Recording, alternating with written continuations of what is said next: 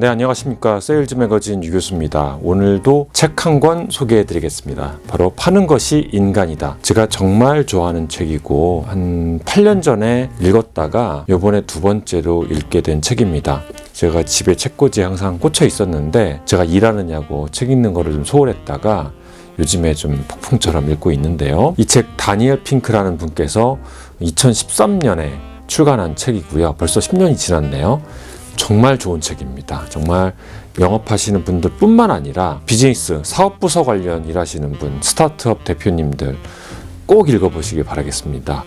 세일즈에 관련된 일종의 고전 아닌 고전이라고 할 수 있을 것 같습니다. 제가 오늘도 이 책의 전부를 알려드릴 수는 없습니다만 제가 정말 와닿은 얘기들을 밑줄을 그어놨거든요. 그거 위주로 설명을 드리는 시간 갖도록 하겠습니다.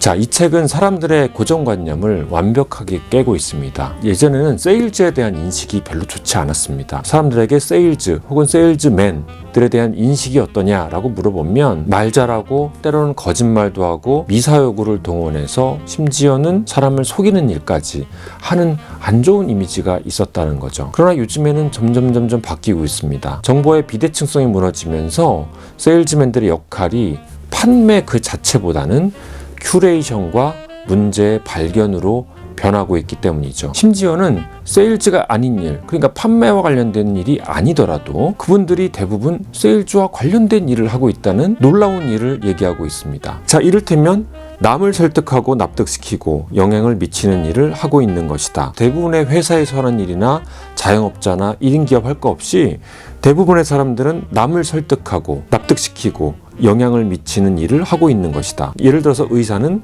환자에게 처방을 판다. 변호사는 배심원에게 편결을 판다. 선생님은 학생들이 수업 시간에 주의를 기울일 만한 가치를 판다. 기업가는 자금을 대는 사람들에게 구애를 하고 작가는 출판사에게 감미로운 이야기를 하며 감독은 선수들을 부추긴다. 직업이 무엇이든 우리는 동료들에게 프레젠테이션하고 새로운 고객에게 피치를 한다. 제가 이 부분에서 지인들로부터 정말 재밌는 얘기를 들은 적이 있습니다. 제가 과를 우주과학과, 그러니까 천문 관련 학과를 나왔는데요. 그러다 보니까 지금은 좀 달라졌을지언정 옛날에는 아무래도 천문 관련된 직업을 갖게 되었는데요. 제 선배 중에 항공우주연구원, 천문연구원 이런 순수과학 계통의 연구직으로 일하는 분을 만난 적이 있었습니다. 형님은 연구직이시라서 이렇게 사람한테 안 치시겠어요. 그랬더니 놀라운 얘기를 했습니다. 야, 말도 말아라. 우리가 예산 따냈느냐고 사업비를 따내기 위한 사업계획서를 주구장창 쓴다는 겁니다. 심지어 정부기관에서 이제 답사로 왔을 때 프레젠테이션하고 설득하는 일이 우리의 주 업무라고 하더라고요. 물론 다 그런 건 아니겠습니다만 심지어는 순수 과학을 하시는 분조차도 누군가를 설득하고 양해를 구하는 일을 하고 있다는 점입니다. 그래서 과거에는 세일즈란 화이트 칼라의 깨끗한 화장실 정도라고 치부했던 반면에 요즘에는 세일즈에 대한 인식이 많이 변하고 있습니다. 그래서 이 책에서 말하는 큰 주제 중에 하나가 세일즈는 세일즈맨들 뿐만을 위한 것이 아니라 일반인들을 위한 것이다. 제목에서 보시다시피 파는 것이 인간이다. 영어로 말하면 to sell is human인데요. 그러니까 인간은 팔도록 태어났다. 인간은 파는 존재다. 그런 뜻이겠죠. 그러니까 너나 할 거 없이 우리는 결국에는 세일즈라는 것에서 벗어나지 못한다는 뜻입니다. 당신이 인지하듯 그렇지 않든 누구나 무언가를 팔고 있다. 이 점에 대해서 아마 주목을 해야 될 겁니다. 근데 그도 그럴 것이 미국 노동부에서 정식으로 조사를 했는데요. 미국 국민의 9명 중에 1명은 세일즈 관련된 일을 하고 있다는 겁니다. 이거 엄청난 포션이죠. 10%가 넘는 수치입니다. 일본 같은 경우도 인구 8명 중에 1명은 세일즈 관련된 일을 하고 있고요. 세일즈와 관련된 일이 10%를 넘는 거는 당연하고 나머지 80, 90%의 사람들조차도 이 세일즈의 업무 영역에서 벗어나지 않는다는 것입니다. 하다못해 연애를 하더라도요. 누군가에게 잘 보이도록 노력하고 누군가에게 매력적으로 보이도록 노력하지 않습니까? 이 모든 것이 넓은 의미에서 세일즈 활동이 아니냐라는 것이 바로 이 다니엘 핑크의 주장입니다. 그래서 인간은 직업마다 물론 다르겠습니다만 평균적으로 본인 활동 시간의 약 40%를 누군가를 설득하고 내 편으로 만드는 그러한 일을 하고 있다고 합니다. 수십 년 전부터 이미 AI가 등장하기 전부터 직업 전문가들이 이런 얘기를 했다고 합니다. 앞으로 온라인 쇼핑이 많아지고 앞으로 모든 것이 자동화될 거니까 세일즈라는 직업은 사라질 거야. 그렇게 예언을 했는데 보기 좋게 그 예측이 빗나가고 있다고 합니다. 실제로 믿을 만한 보고서에 따르면 세일즈 관련된 직업은 전혀 줄지 않았다고 합니다. 여전히 우리는 오프라인 시대를 살고 있고요. 아무리 우리가 온라인 시대를 살더라도 인간과 인간 사이에 서로 추천해주고 이끌어주는 이러한 어떤 네트워크에 대한 힘을 우리가 간과할 수는 없겠죠. 그래서 여전히 우리는 세일즈의 힘이 막강하게 존재한다는 것을 알 수가 있습니다. 다니엘 핑크는 또 이렇게 얘기합니다. 내가 비록 세일즈 담당자는 아니더라도 내가 변호사, 의사, 행정가 혹은 마케터라 할지라도 누군가를 설득하고 누군가에게 추천하고 누군가에게 큐레이션을 해주는 일을 해야 되기 때문에 즉 비판매 세일즈라고 명명하고 있습니다. 그리고 이 책에는 아틀라시안 사례가 나오는데요. 아틀라시안의 CEO였던 캐넌 브룩스는 이런 말을 합니다. 우리 회사는 세일즈맨이 없습니다. 그래서 사람들이 물어봅니다. 아니 세일즈가 없다고요? 그럼 어떻게 물건을 팔죠? 그랬더니 이렇게 대답했다고 하죠. 우리는 세일즈 담당자는 없는데요. 우리 전 직원이 세일즈만과 같습니다. 이런 말을 했다고 합니다.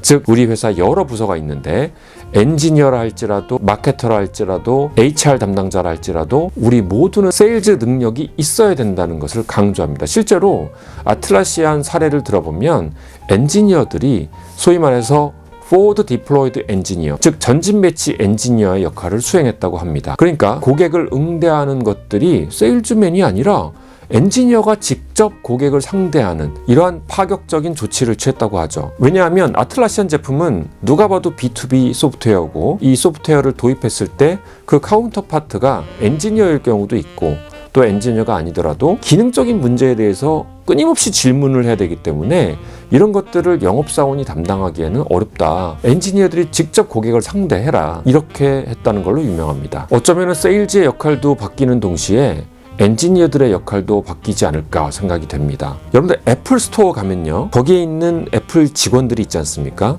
거기에 있는 직원들이 여러분들 세일즈맨 같으세요? 아니면 엔지니어 같으십니까? 얼핏 보기에는 참 알기가 어렵죠. 그들은 무언가를 팔려고 하지 않죠. 하지만 기능적인, 성능적인 문제, 소프트웨어적인 문제에 대해서 물어보면 거침없이 답변을 합니다. 즉 엔지니어링적인 지식을 무장한 프론트맨이 있는 것이죠. 이런 것들은 기존의 다른 가전제품, 다른 전자제품 회사와 다른 행태를 보이고 있는 것입니다. 자, 이 점도 하나의 시사점이 된다고 볼 수 있겠죠. 자, 다니엘 핑크는 그러면 앞으로 세일즈의 미래를 어떻게 보는가? 세일즈의 미래는 이제 큐레이션으로 보고 있습니다. 문제 발견으로 보고 있습니다. 무언가를 현란한 말솜씨로 누군가를 설득하는 게 아니고요. 고객의 문제를 바로바로 해결해 주는 게 아니고요. 말로 설득하기보다는 큐레이션을 통해서 추천해주고 문제를 해결해주는 데 힘쓰는 것이 아니라 문제가 뭔지를 내가 이것이 문제였는지도 몰랐던 것들을 새롭게 인식시켜주는 그런 문제의 발견자 역할이 되어야 된다고 합니다. 첫 번째 판매보다는 큐레이션에 있어서는 여러분들 아마 이해가 바로 가실 거지만 두 번째는 좀 의아스럽죠? 문제를 해결해주는 게 너무 당연한 거 아닌가? 그렇지만 정보가 너무 평준화되어 있고 누구나 다 정보를 취득할 수 있고 정보의 비대칭성이 무너진 시대이기 때문에 이제는 문제를 해결하는 것은 마음만 먹으면 할 수 있다. 그러나 정보의 범람 시대에 오히려 내가 지금 무엇이 문제인지를 모르는 경우가 많다. 이럴 때 세일즈의 역할은 이 점이 문제가 될 것 같습니다. 이렇게 문제를 새롭게 인식시켜주는, 니즈를 창출해주는 역할이 중요한 거라고 할 수 있겠습니다. 그 다음에 두 번째로 나오는 이 책 내용은 세일즈의 ABC가 나옵니다. 옛날에 세일즈 ABC는 저도 기억이 나는데 Always be closing 이었습니다. Always be closing. 무슨 말인지 아시겠죠? 그래서 세일즈의 가장 큰 덕목은 이 D를 성사시키는 거였습니다. 앞뒤 재지 않고 나중에 문제가 되건 말건 무조건 D를 성사시켜 와라. 푸시 전략이었죠. 그러나 지금은 완전히 바뀌었습니다. 여기서 말하는 세일즈의 ABC는 A, Attunement, 동조력입니다. 누군가에게 동조할 수 있는, 누군가에게 파장을 맞출 수 있는 능력입니다. 누군가에게 맞장구를 쳐줄 수 있는 능력입니다. B는 버이언스입니다. 회복력입니다. 세일즈를 하다 보면 거절을 많이 당하게 되죠. 그러나 그 거절에 대해서 충격을 받거나 마음 상해하거나 이것을 일반화시켜가지고 확대 해석하는 게 아니라 그냥 그런 특수한 경우였어. 어쩌다가 그런 거야. 이렇게 유하게 넘어갈 수 있는 회복력, 버이언시, 부력이라고 하죠. 그런 것이 중요하고요. 그리고 마지막으로 C, clarify입니다. 고객은 누구나 다 바쁩니다. 이 바쁜 사람들을 상대할 때는 뭔가 명확하게 제안할 필요가 있는데요. 제안할 때는 그냥 우리 제품이 좋습니다 라고 제안하는 게 아니라 뭔가 프레임 전략이 필요합니다. 보통 협상 기술에서 많이 쓰이는 프레임 전략이 있는데요. 여러 가지 예를 들어서 설명하고 있습니다. 이 세일즈의 ABC 너무 공감이 되는 겁니다. 특히 A에 해당되는 attunement, 누구에게 동조하고 파장을 맞추고 공감하고 내가 낮은 자세로 그 사람을 상대하는 거거든요. 이것은 외향적인 사람과 좀 반대되는 성격입니다. 오히려 내향적인 사람들이 더 잘할 수도 있다는 것입니다. 물론 이 책에는 내향적이냐 외향적이냐가 세일즈를 잘하고 못하고를 결정하지 않는다라고 나와 있습니다. 오히려 그 두 가지 모습을 함께 가지고 있는 사람들이 세일즈를 더 잘한다고 통계적으로 나와 있는데요. 어쨌든 간에 중요한 것은 내가 낮은 의자에 앉아야 된다는 것입니다. 내가 낮은 자세로 호기심을 갖고 상대방의 길을 누르거나 내가 설득하거나 푸시하는 게 아니라 내가 뭔가 호기심을 갖고 그런가요? 정말 그래요? 라는 자세로 그 사람에게 맞춰주는 겁니다. 맞춰준다고 해서 나의 자존심과 체면을 다 내려놓는 게 아니고요. 그 상대방의 입장에 서서 생각하는 겁니다. 이 사람은 왜 이런 얘기를 했을까? 이 사람의 내면에는 어떠한 진심이 있을까? 이런 것들을 계속 끊임없이 생각하는 겁니다. 그러다 보면 자연스럽게 경청에 대한 얘기가 나오고요. 진짜 이유를 발견하는 능력을 배우게 됩니다. 예를 들어서 재밌는 테스트가 나오는데요. 여러분들 한번 해보십시오. 내 이마에다가 여기다가 한번 알파벳 E를 한번 적어보세요. 알파벳 E. 한번 적어볼까요? 지금 눈을 감고서 한번 적어보십시오. 눈을 감고 알파벳 E를 한번 적어보세요. E. 눈을 감아야 됩니다. 그러면 여러분들 어떻게 적었습니까? 이거를 거울로 봤을 때, 즉 상대방이 봤을 때, 상대방이 저를 봤을 때 알파벳 E가 제대로 보입니까? 아니면 반대로 뒤집어서 보입니까? 만약에 상대방 입장에서 뒤집어서 보인다면 여러분들은 아마도 자기중심적으로 얘기할 공산이 큽니다. 물론 이것은 하나의 재미를 위한 테스트인데요. 그만큼 우리의 이 사고방식은 나를 위주로 맞춰줬다는 것입니다. 상대방이 봤을 때 제대로 보이는 일을 작성하신 분들도 계시겠죠. 참 박수를 드립니다만 실험 결과 많은 분들이 내 머릿속에서 봤을 때 이가 제대로 나오도록, 즉 상대방이 봤을 때는 반대로 뒤집혀 있을 가능성이 높다고 하죠. 그만큼 사람들은 굉장히 자기중심적으로 생각하고 사고하고 얘기한다는 뜻이죠. 자, 이 실험은 우리에게 시사하는 바가 큽니다. 그래서 곧바로 나오는 게 바로 이 테스트라고 하는데요. 사회학자들은 관점 바꾸기 연습이라고 합니다. 관점 바꾸기는 오늘날 다른 사람을 움직이는 데 필요한 첫 번째 자질은 동조의 핵심이다. 어투인먼트가 동조입니다. 동조하는 능력은 자신의 행동과 견해를 다른 사람과 조화되도록 조율하고 자신이 속한 환경에 맞춰 변화시키는 것을 뜻한다. 그러니까 내가 생각했던 어떤 주장을 무조건 강요하는 게 아니라 분위기 봐가면서 하는 겁니다. 분위기 봐가면서 내가 타협할 수도 있고 또는 상대방의 입장을 때로는 들어줄 수도 있고 그런 겁니다. 그러니까 이 동조만큼 어투인먼트, 관점 바꾸기만큼 세일즈맨으로서 가져야 될 덕목 중에 정말 첫 번째 덕목이라고 할 수 있겠습니다. 그래서 뒤이어서 전략적 모방이라는 얘기가 나옵니다. 상대방의 제스처나 말투를 조금씩 따라하는 거예요. 그러다 보면 상대방도 나에게 동질감을 느낀다는 거죠. 그 사람이 한 말을 내가 다시 한번 말해주는 repeat, restake, 이 전략은 협상 전략에서 꽤 유명한 전략 중에 하나입니다. 두 번째 B는 buoyancy, 즉 회복력, 부력입니다. 내가 가라앉아도 다시 한번 떠오르는 그런 회복 탄력성이죠. 좌절, 거부, 퇴짜라는 쉼없이 밀려오는 파도와 맞서야 한다. 이 거절의 바다 한가운데서 가라앉지 않고 떠 있으려면 타인을 움직이기 위해 갖춰야 할 두 번째 중요한 자질이 필요하다. 나는 이 자질을 회복력이라고 부른다. 이렇게 나와 있습니다. 이것은요, 본인이 확대하지 않아야 됩니다. 즉 무슨 말이냐면은 사람들은 어떤 실패를 하게 되면 확대합니다. 과장해서 결론을 짓죠. 이를테면요, 내가 만약에 세일즈에 실패했어요. 나는 세일즈 능력이 없어. 나는 안 되나 봐. 나는 고객 만나는 거 자신 없어. 나는 내성적인 사람이거든. 이렇게 일반화하는 사람들이 많죠. 그러나 그런 게 아니라 이 사람한테만 내가 설득을 못한 거기 때문에 이 경우에만 실패한 거죠. 결국 케이스 하나입니다. 내가 어제 잠을 못 잤나 봐. 그래서 내 컨디션이 안 좋아서 실패한 것 뿐이야. 이렇게 생각하는 겁니다. 이게 어쩌면 희망 고문처럼 들릴 수도 있겠습니다만 실제로 과학적으로도 이게 맞는 말이죠. 여러분들이 한 명에게 실패한 거고 10명에게 실패한 거고 100명에게 실패한 것 뿐이지 아직 1000명, 10,000명, 80억 인구가 아직 남아있기 때문에 그렇게 일반화하기는 너무 섣부르다는 거죠. 또 내가 세일즈에 실패했습니다. 내가 제품 설명을 엉망으로 해서 내가 망쳤어. 이렇게 생각하는 게 아니고요. 나는 충분히 설명을 했는데 물론 나도 좀 미흡한 점이 있었지만 상대방, 고객이 아직 예산이 없었던 거야. 아직 마음에 살 준비가 되지 않았던 거야.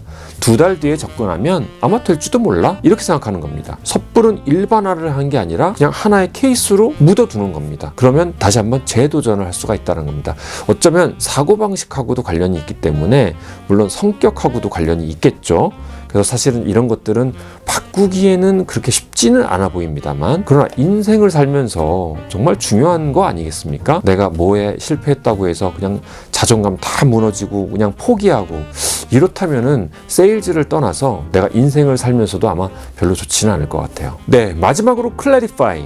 명쾌하게 제안하는 겁니다. 이건 뭘까요? 프레임을 걸어야 된다는 뜻입니다. 예를 들어서 이 책에 이런 내용이 나옵니다. 어떤 장님이 있었다고 해요. 근데 이 장님이 이렇게 동냥을 하고 있는데 내가 이제 여기다가 써놨대요. 저는 장님입니다. 좀 돈 좀 주세요. 이렇게 적어놨는데 이렇게 관찰해 보니까 아무도 돈을 주지 않았다는 거예요. 그래서 이거를 관찰하다 어떤 사람이 잠깐만요. 제가 한 가지 도와드리겠습니다. 편말을 제가 다시 한번 적어도 될까요? 장님입니다 말고 그 앞에 한 줄을 더 적었다고 합니다. 어느덧 봄이 왔는데 저는 장님입니다. 이렇게 쓰니까 사람들이 돈을 주기 시작했다는 겁니다. 왜 그럴까요? 어느덧 봄이 왔어요. 근데 저는 장님이라서 이 아름다운 풍경을 못 본다니까요. 이러니까 사람들이 거기에 마음이 움직였다는 겁니다. 즉 프레임을 거기다 씌우는 거죠. 어떤 대조를 극명하게 함으로 해서 효과적인 제안을 하는 거죠. 어떻게 보면 협상 전략이라고 할 수 있겠죠. 또한 더 작은 프레임이라는 전략도 나옵니다. 옵션을 막 24가지 주는 것보다 옵션을 6가지만 줬더니 오히려 판매량이 늘었더라. 이런 얘기도 있고요. 그리고 제가 정말 공감하는 거, 제가 강의 때 항상 말하는 것 중에 하나가 콜 투 액션을 던져라. 이것은 뭐냐면은 상대방으로 하여금 다음 액션을 취할 수 있게끔 어떤 콜을 해라. 이런 뜻이거든요. 이 책에는 타인에게 출구 알려주기라고 나옵니다. 그러니까 문제를 발견하고 이를 다룰 적당한 프레임을 찾았다면 다음으로 한 단계를 더 밟아야 한다. 사람들에게 출구를 알려줘야 한다. 이런 겁니다. 즉 콜 투 액션을 던지란 얘기예요. 그러니까 단순하게 기부하세요 이렇게만 외치는 게 아니라 기부하세요. 기부는 여기에 해주세요. 기부할 곳은 여기입니다. QR코드를 찍으세요. 링크를 발송하거나 그 사람에게 앞으로 할 일을 스텝으로 알려주는 겁니다. 그래야지 사람들은 움직인다는 겁니다. 소비자로서의 인간은 굉장히 수동적이라는 점을 여러분들 잊지 않으셨으면 좋겠습니다. 자, 제가 여러 가지 말씀을 드렸는데 이 밖에도 이제 상대방을 설득할 수 있는 여러 가지 방법들이 나오는데요. 제가 다 기억나는 건 아니고요. 지금 제가 밑줄 긋은 것들을 위주로 여러분들께 말씀을 드렸습니다. 자, 다시 한번 책을 소개해 드리겠습니다. To sell is human. 파는 것이 인간이다. 인간은 팔려고 태어났다. 인간은 결국은 팔게 되어 있어. 당신이 세일즈맨이 아니더라도 당신이 어떤 직업, 행정직이건 당신이 교사건 심지어 미술가건 음악가건 결국엔 당신은 뭔가를 팔아야 될 거야. 누군가의 마음을 움직여야 될 거야. 난 세일즈 셀링. 비영업자들을 위한 세일즈 기법을 얘기를 하고 있습니다. 누구에게나 도움이 되는 책이고요. 아마 엔지니어 분들도 이 책을 읽으면 정말 도움이 되리라고 생각합니다. 회사에서 고객과 쓰기 좋은 스킬들이 잘 나와 있습니다. 이 책은 10년 된 책인데도 지금 읽어도 여전히 손색이 없는 책이고요.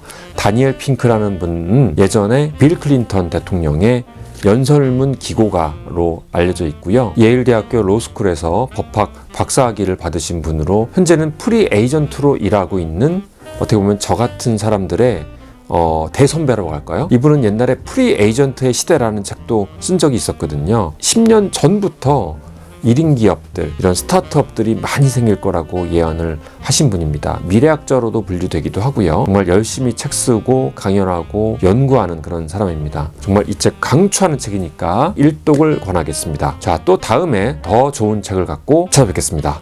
감사합니다.